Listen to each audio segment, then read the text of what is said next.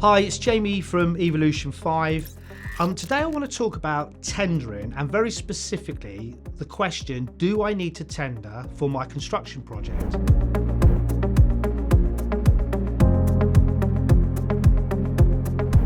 I've been out and about lately on business development, on projects and meetings and what have you, with contractors, consultants, suppliers, and I've been discussing this topic quite a bit with them. And there's a real mixed view from each of them around the tender process. So really interestingly, I thought let's just start this topic by a quick Google search. So I typed into Google, and what did I find? Well, actually, I didn't find a lot really when I typed in, do I need to tender my construction project? But what I did find is a company saying, yes, a tendering company, funny enough, saying, yes, you do. And they continued by saying, the tender process is fair and transparent. That's not my experience. Yes, it can be, but often it's probably not. To be fair to them, they are selling a tender service, so we'll let that one go. Then I tried a second search, typed it in again, and I found a different company. So what did they say? They're saying the same thing. The process is fair and transparent. Exactly. Actually, they used those exact words. Fair and transparent. But it was only when I got to the bottom of the article, it actually said something that resonated. And they said, tendering is a battle of the fittest. Businesses that are operationally ready and able to take on the contract and meet regulatory criteria are most likely to win the tender. Meaning smaller businesses have their work cut out when bidding larger contracts at least. Now we're getting to the meat of it. This is true, but only in part. So let's just explore what they've said there. So they're saying those who are operationally ready, well, you'd expect that. And those who meet the regulatory criteria, well, you'd expect that too. So it's not really they're the suppliers that are going to win the tender. In real terms, the company's going to win the tender are those companies that meet the experience criteria, or depending on how the scoring matrix set up, the price. So, potentially the lowest price, which in some instances we know becomes a bit of a race to the bottom. I mean, personally, I'm not an advocate of tendering. I completely and utterly understand there is a need to tender in instances, certainly when you've got maybe the public sector, taxpayers' money, although I'm not necessarily convinced that does drive the best value for money for the taxpayer, if you like. I also find through the tendering process there's a lot of wasted time and a lot of wasted money, but there's also a lot of sloppiness in the tender process. And what do I mean by sloppiness? What I mean is there's a lot of standard documentation. Sometimes you can have binders full of paperwork that are probably not overly relevant. They're not very specific. It takes the supplier or the recipient of the information a lot of time to plow through that, even if they deduce that actually it's not relevant. So I find there's a lot of sloppiness in the tender process. I find that the things that are really relevant, i.e. those sort of 2, 3, 4 things that are really pertinent to making the project a success, aren't necessarily highlighted or brought out in those tender documentations. So for me, there's a massive degree of sloppiness. There's a lot of unnecessary paperwork. There can very easily be a lot of time and effort wasted. And what I think we don't think about enough here is someone still has to pay for that time. So if a contractor's losing 5 out of... No, that doesn't make sense. Let me go back. If they're losing 4 out of 5 tenders is what I was meant to say, then someone still has to pay for those 4 tenders that they lost.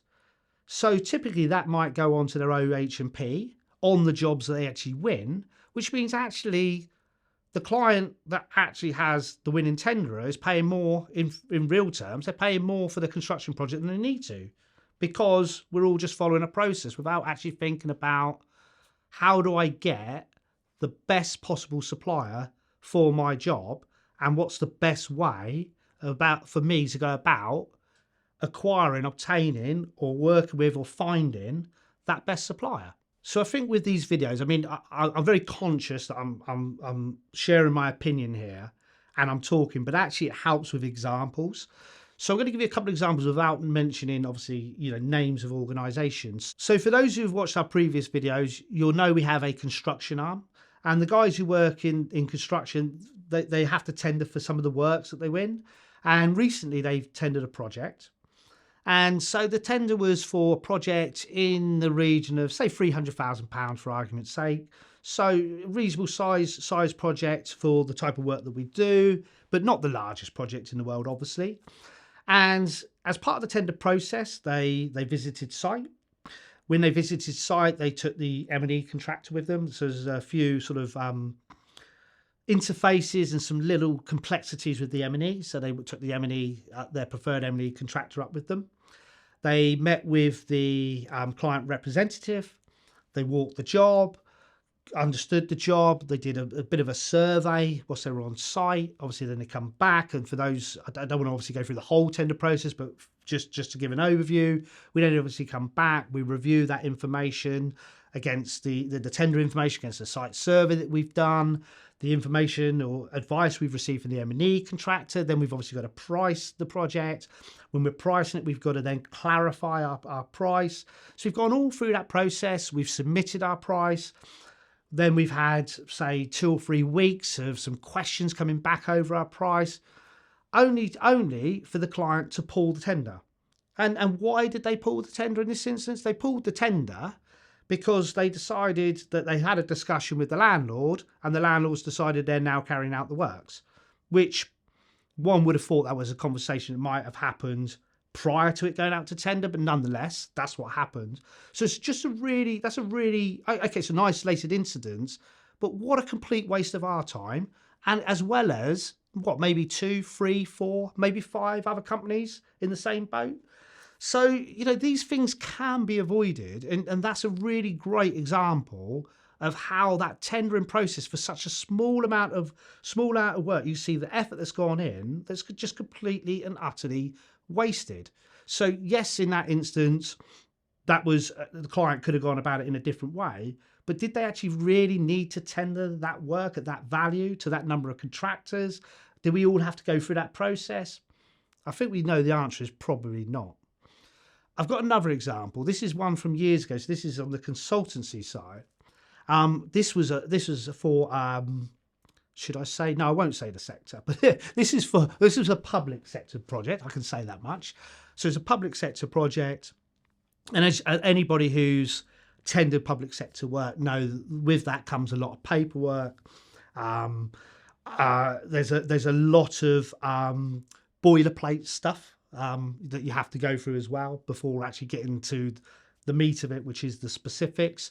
And I think it's fair to say we probably ploughed in, over a 2-month period, we probably ploughed in a good 2 weeks worth of solid time on this tender. We put our tender in. We thought that we put in a reasonably good tender. I say reasonably good. We're not the biggest company in the world. We don't have infinite amount of resources. We don't have endless project case studies of similar projects that we've done. But we made a good fist of it. Irrespective, we made a good fist of it. We put the time in. We put the effort in. The tender went in. We didn't hear anything back. We chased the tender. We didn't hear anything back. Then we find the notice, the OJU notice, come out awarding the contract. So we found out we were unsuccessful by virtue of finding out who actually won it.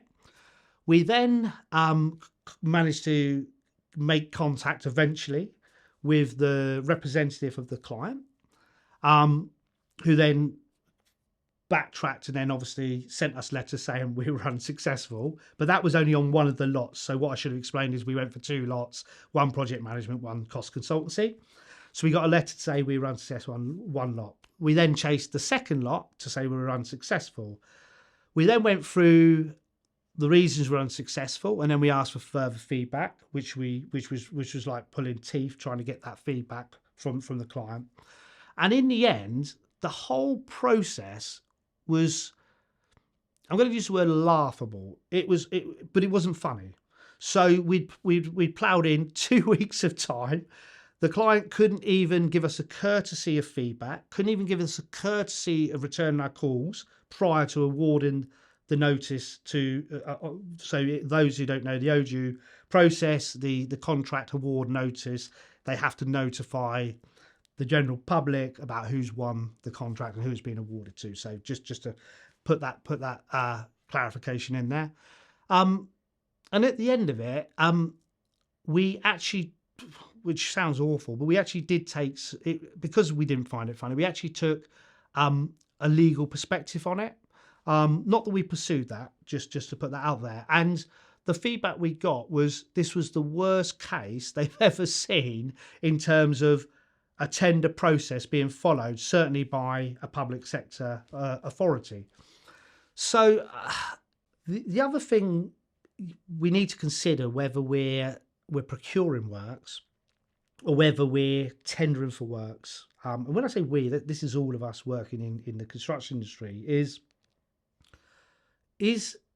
it worth us doing this? And what do I mean by that? So sometimes we could be tendering for, let's just say it's a service. So we're tendering for contract administration services. The cost of tendering, so the time, so whether that's my time or one of my employees' time to put together that tender, their time could end out being, just on the tender alone, the profit margin on the services for the entire job. So you do have to question when you look at this, is it worth it?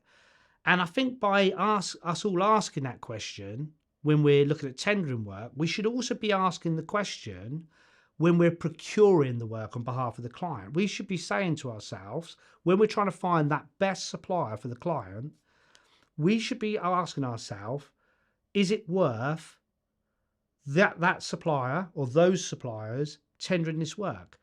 Because if the answer is no, it's going to be a pretty unsuccessful tender process, isn't it? So I think sometimes we do need to just take a little bit of a step back and not just follow the standard process of, I've got a construction project, I've got it ready made, let's send it out for tender. What we should be doing is going, I've got a construction project, how is the best way we can deliver this project to meet all of the original objectives of the project, the aim and the objectives, and how can we take this project from where it is now to a successful service delivery, product, whatever it might be at the end, for the client. And how can we not only make it a perfect delivery, but how can it be a robust and also an enjoyable process along the way? So we should ask those questions. So the next time we're about to tender your project, we should ask these questions. Is there a supplier I know and trust that I can agree a fair and transparent price with? Do I need to tender the works? Do I already have a good idea of the costs and services and products that I can actually negotiate? Do I want to pay more for my project services in the long run? Is this a good use of mine or the supplier's time? And the answer to these questions might just give you an insight of what you should do. So I hope you found value in this video. If you have any questions, please do get in contact and we really look forward to hearing from you.